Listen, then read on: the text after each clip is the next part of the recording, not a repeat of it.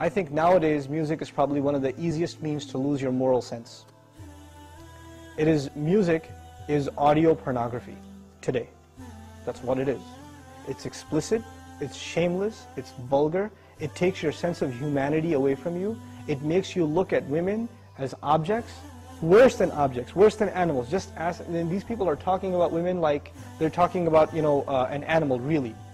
It objectifies women, and especially I've noticed a lot of the brothers that I know of Muslims that are really into the hip-hop scene, and they're kind of doing the hifz of the song, right? They're memorizing the song, and they're really good at reciting it with perfect tajweed too, right?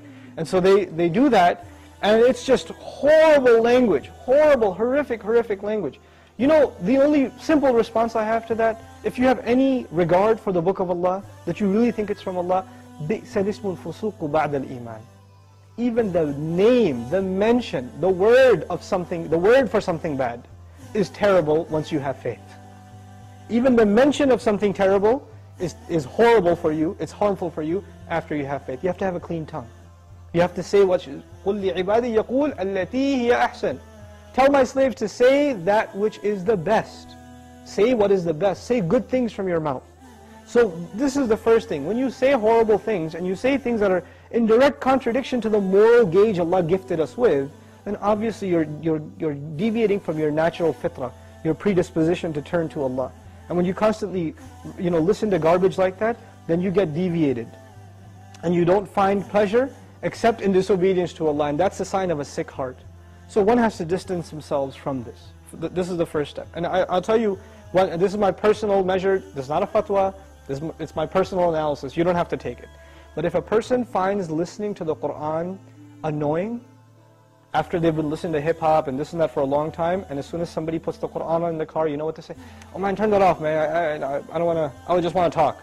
And they immediately, they get a little annoyed when they hear the Qur'an. That actually means the shayateen have taken over.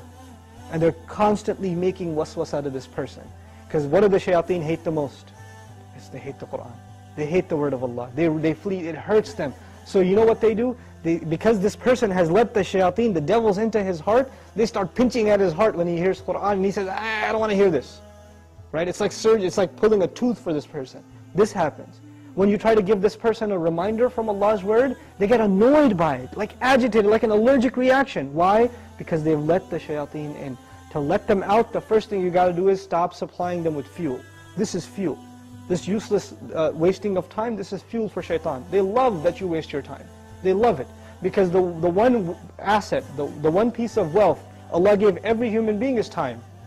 And what is music and TV and YouTube and Facebook and MySpace and like Twitter and whatever else?